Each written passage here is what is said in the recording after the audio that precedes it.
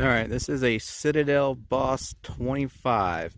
It's a semi-automatic magazine-fed 12-gauge shotgun, AR style, obviously. Got your flip-up sights right there. These do fold down and then pop up with push button. They look like AR sights as well, kind of like the owl. Just pinched my finger there. The mag pools or whatever they are, but they're not. That's just what it comes with. So it comes with this. Now this is on a modified choke in here, but this is the actual muzzle brake. I keep seeing a lot of people call this the muzzle brake for something, and it's not. This is just like a barrel shroud, but this is the actual muzzle brake here, which again, as I said, this is modified choke. I didn't know if they separated. I tried and it would not come off. This is secondhand to me. I acquired this through a trade, so I don't know if it's supposed to separate from that or not, but I don't think so. So anyways, if you run the modified choke, you have a muzzle brake, and then it also comes with 4 other chokes here and a little choke tool to get them in and out. So we got, let's see here, improved cylinder, improved modified, I believe that is, and then this one is your full choke.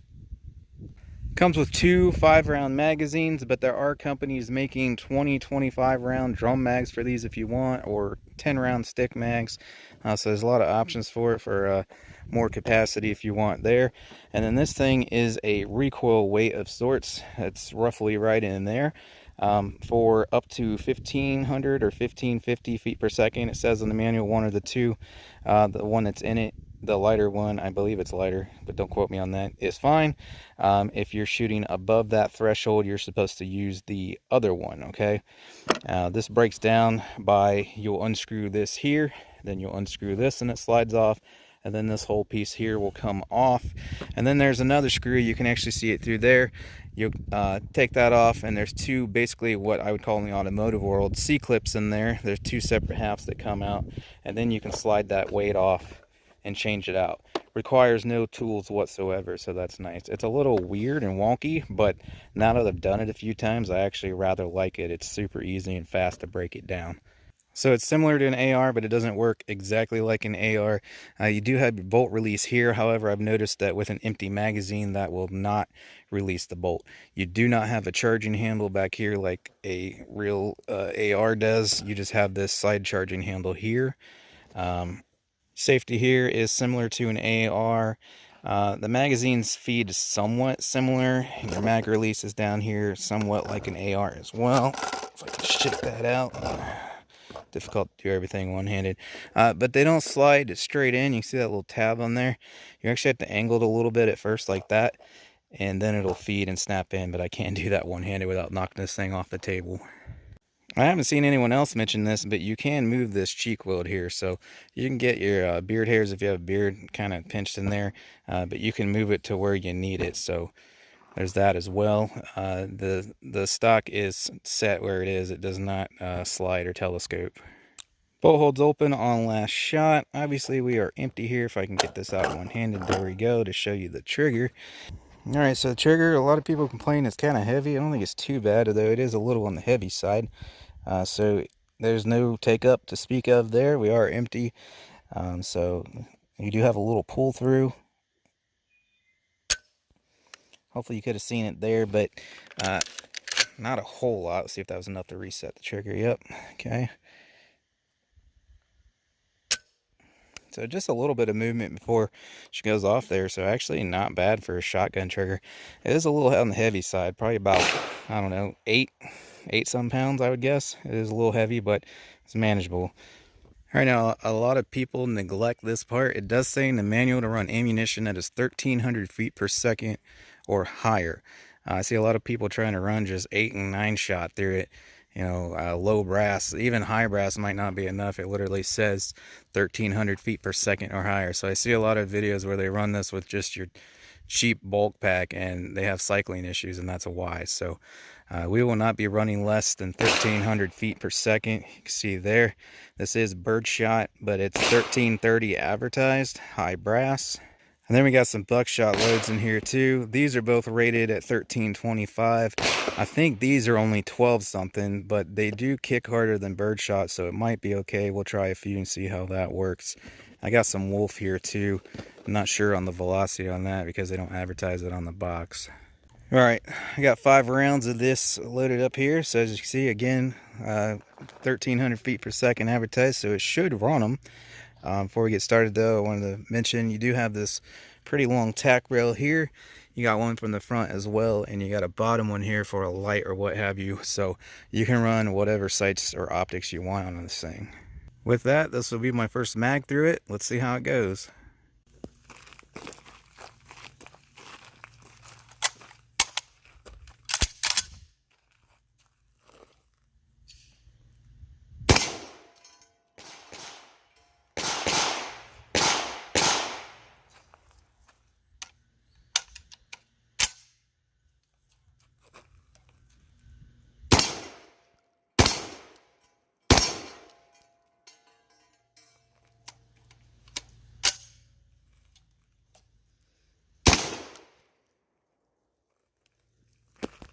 All right, so not off to a great start there. Like I said, I did receive this second hand via a trade, but I honestly don't know if this gun has even had any rounds through it.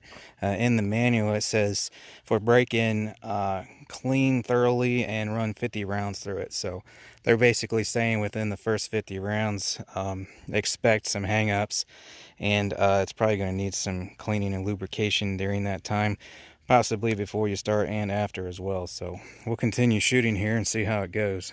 I did notice that first round chambered real slow. It like caught and then slid in. So one thing I noticed while loading it, for one, it is kind of difficult to load because that spring's so heavy to push these big heavy shells up.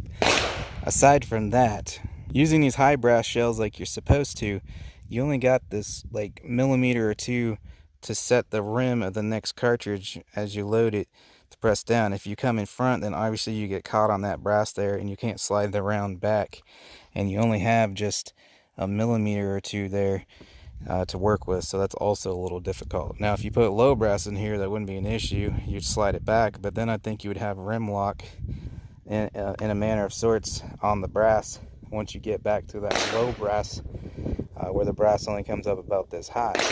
However, there's quite a bit of room in front of the shells, so it would probably work anyways, except for the fact that the low brass, unless you got a million rounds through, it's probably not going to cycle the gun. Alright, so I noticed down there that it's definitely shooting low, at least from my aim point. And when I hit that little orange target, I aimed like an inch above it too, because I knew it was going to hit low, because you can see that on my gong there. So I got 2 more of those Birdshot loaded up, and then you can see the green under there. I got those Remington double aught in there. So I'm going to try to get a 2-for-1 on that devil and bowling pin, and then also knock down that other one with the second shot, and then we're going to take 1 shot at this target here with the double aught to see how it prints. Since it's shooting low, I'm going to aim right at the neck. And again, that's just what these sights are providing at this distance, which up there I'm, you know, about 6 or 7 yards back from back here. I've actually measured it before. It's 10 yards from right now. So you know, close range is shooting low, but 10, 15, 20 yards, it might not be low. And we'll go out to the rifle range and test that before this video is over.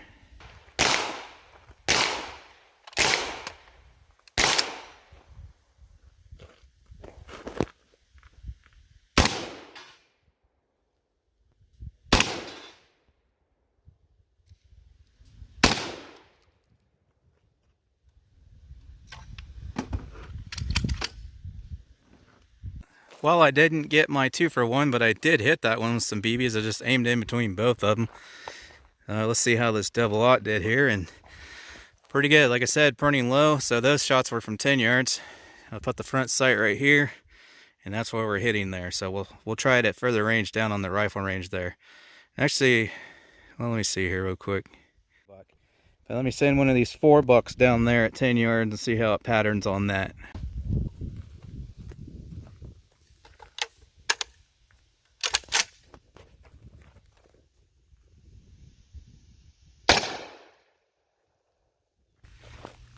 Alright, same aim point, aimed at the neck there.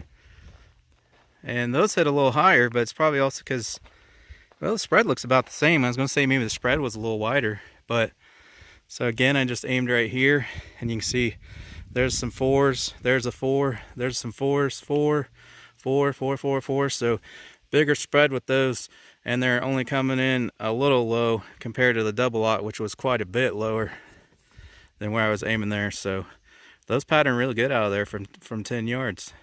And again, that's what the modified choke in there that muzzle brake is attached to. And I was gonna say, this thing, it's pretty light recoil for a 12 gauge. I was somewhat concerned because this recoil pad's real thin and real hard, but I guess that would make sense with that muzzle brake on there, and the fact that it's a semi-auto. Semi-automatic always has less recoil than a pump shotgun. I'm used to shooting a Mossberg 500, so having that muzzle brake on there and it being semi-automatic there, it feels like I'm shooting a 20 gauge pump. Alright, so down here at the rifle range now, obviously, so I'm going to do some patterns here at 25 yards and then hit some of these steel targets out at further range. I got my gong down there right now at 50 yards. So we're going to shoot some buckshot.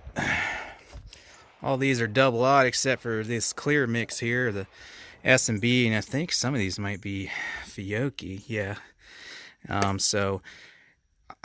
Let's do a double aught on one of those targets and do a 4-buck on the other, and we'll use the same brand here. Give me a second. Okay, so they're all clear, but the double aught are Fiocchi, while the 4-buck and 1-buck are this S&B here. But from past tests and videos I've done, these Fiocchi, real cheap and real attainable, but they don't pattern that great. So I'm just going to go ahead and use another one of these Remingtons like I did on the pistol bay. So that'll be the same double aught that we just shot and the same number 4 that we just shot. And again, that's going to be at 25 yards. So I'll do double aught on the left and 4-buck on the right. And as you can see, I got quite a few different buckshot here, specifically double aught. I got 4 different brands of double aught. So I'm going to do a comparison video coming up somewhat soon as well. So keep an eye out for that. We're going to do patterns with them and see which ones pattern the best. And just want to point out real quick, if you recall, just a little earlier in the video, get some light on this, I had said something about wondering if you would catch on those rims if you were trying to load the low brass, because that 4-buck is a low brass and this double aught is a high brass. And I mean, it caught a little bit, but it's no real issue sliding it over, so it doesn't appear that's going to be an issue after all, so that's good to know. And again, that's if it will even reliably cycle low brass, because it's not supposed to. It's supposed to use, as I said, 1,300 feet per second or faster for reliable cycling in this thing with the appropriate weight. It does not have a weight for lower velocity stuff than that.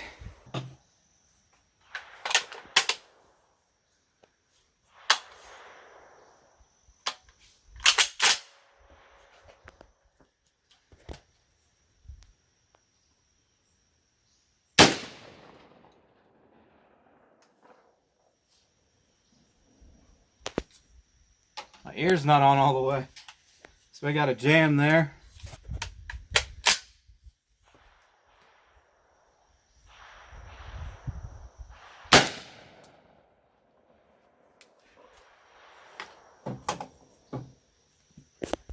Alright, so again, I aimed for the neck area because that's shooting low and I don't want to hit my stand there.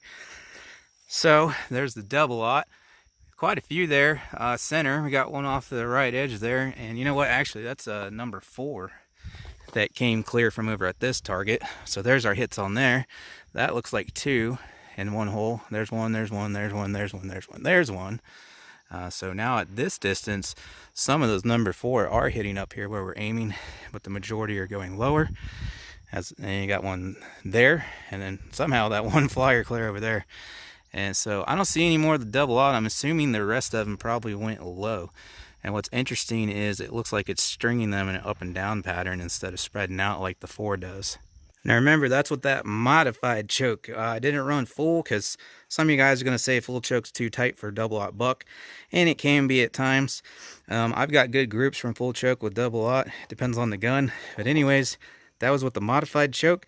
So if you go with any of the more open chokes or cylinder bore, obviously that's going to cause the group to expand larger.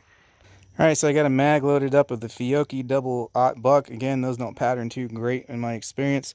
I'm going to send them down at my gong there at 50 yards. There it is. And then, what do we got here? 1 buck, I believe these were. Yep, 1 buck of the S&B. Now, these may look like high brass there by comparison, but these are still low brass, as you can see there. So I don't expect either of these to cycle reliably. So this is a public range, and we had some other shooters show up at this point, so you're going to hear a lot of gunshots from them as well.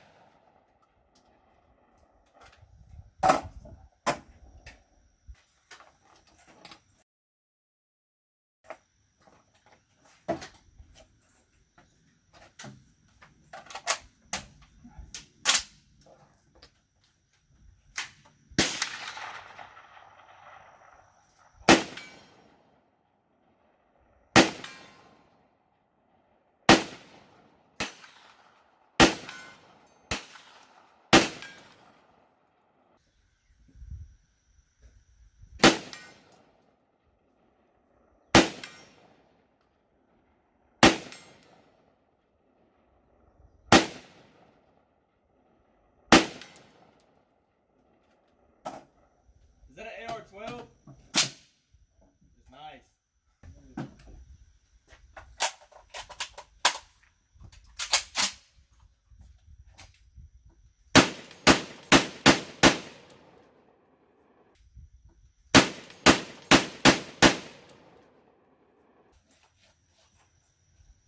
For the record, this was 80 yards, and it's hard to tell from the video, but I got hits with every single shot on this.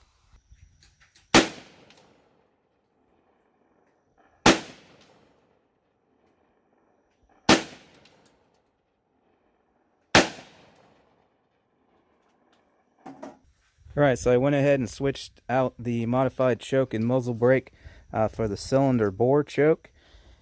And we're going to shoot these Winchester Slugs here.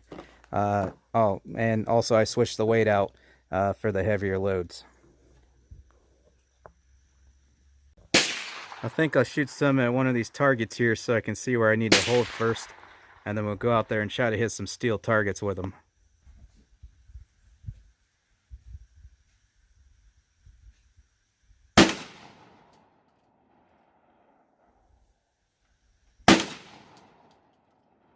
Alright, so low left there. I don't have a bunch of slugs on me, so I'm not going to mess with the sights. We're just going to compensate.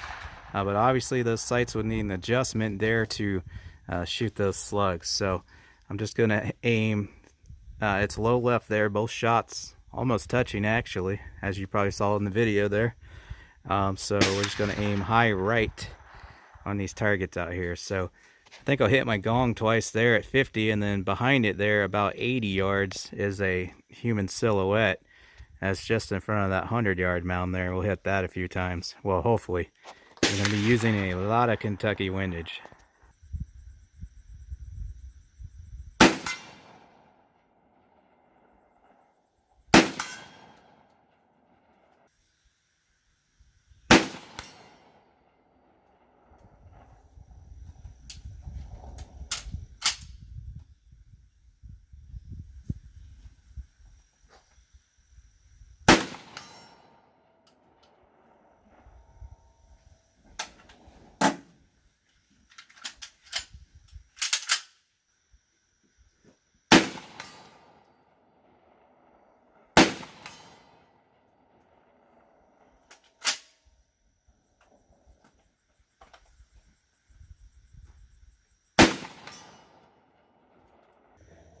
All right, so that second mag of slugs there was coughing up on me there. So what I noticed was, for one, these Fiocchis here earlier, can you see that bent lip there, how it's sticking out? There you go. So it got caught and jammed and smashed the front of the shell. And I just happened to notice on that last slug, that's also what occurred to that shell. Now, I seen that in at least one other video with the Fiocchi. So it seems like some ammo, depending on the design here on the crimp, or whatever you would call that, could cause potential issues feeding there. So it's probably going to be picky, and some things will run good and some won't. This stuff ran flawless all day, so it definitely likes this. It was doing good on the slugs, but then it started coughing up after only like 2 or 3 there. So maybe it would shoot a different slug just fine, but I'm not sure. Those Winchesters, it definitely is not feeding those very well. But this particular buckshot ran freaking flawless, and I like this stuff. It always patterns the best for me out of anything you can buy that I have tried in a 25 round pack. Good recoil on it too. That's probably part of the reason. These kick harder than any of the other buckshot I have and have shot. So these are loaded real hot. So other than the jams, I mean, I think that's pretty impressive what it does with slugs there. Pretty accurate. It's way easier with those AR type sights on there than a bead sight like I'm used to. You can see at 25 yards, those two were almost touching, and I had no problem, even though I was aiming high right, hitting my gong at 50 and that silhouette at 80.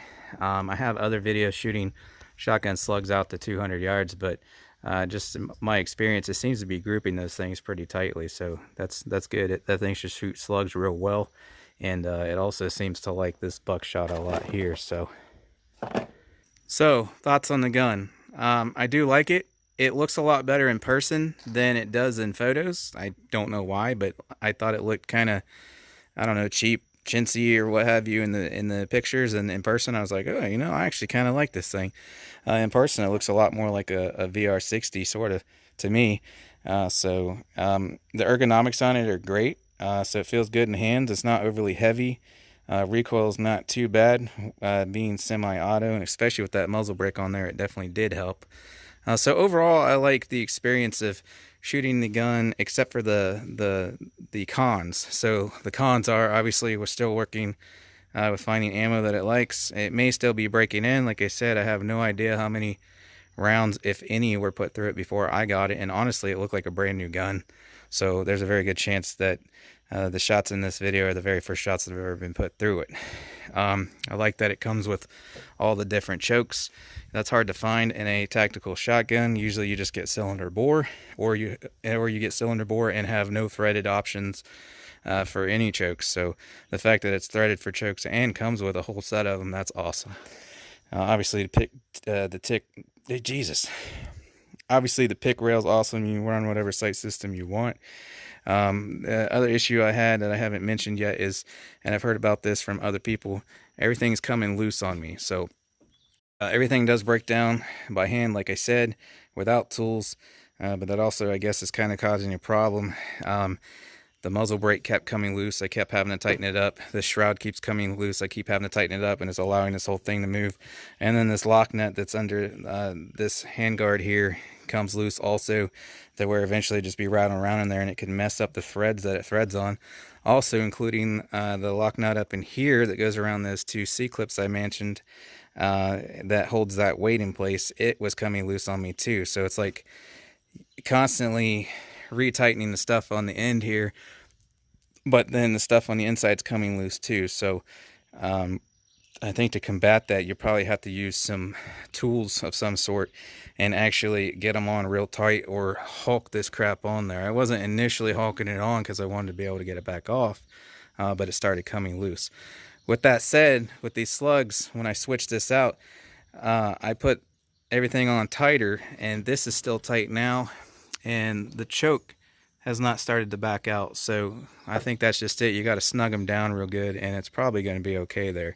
But if you just kind of hand tighten them, they're going to keep backing out on you. So you're going to have to experiment with that. If you own one of these, see how tight you got to get all that to keep it from coming loose on you. And I guess there's still a potential they could rattle loose over time anyway, so it's definitely something you want to keep an eye on.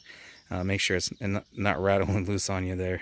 So that's annoying, but this being my first experience with it, I can't speak for if I just put everything on tighter, including the internal parts there, with a tool to lock them in tight, you know, maybe it wouldn't be an issue. So it could be a non-issue if actually getting everything good and tight. I don't know, I can't speak for that right now. Obviously the jamming issues suck, but like I said, it does require a break-in period, and this might be our break-in period, I'm not sure. However, it did run, again, this stuff like a freaking champ. So if you're wanting to buy it to run double-aught buckshot through it, they should run those just fine. So I think it's going to be a picky gun. You're going to have to find what it likes. You're going to have to go through a lot of different things. But at least we know now it likes this Remington buckshot in this bulk pack here. So overall, I like it. It's fun to shoot. Recoil's not too bad. Ergos are great. It looks cool. But it's probably going to be a little finicky, and you might have to tighten some things up on it every once in a while. So that's my take on it. Anyways, thanks for watching, guys. If you want to get yourself anything you see in the video, my targets, steel target, paper targets, target stand, earmuffs, anything you see me use in the videos, links in the description. If you want to support the channel, you can hit the thanks button under the video. But as always, thanks for stopping by. Really appreciate it. And I hope to see you guys on the next one.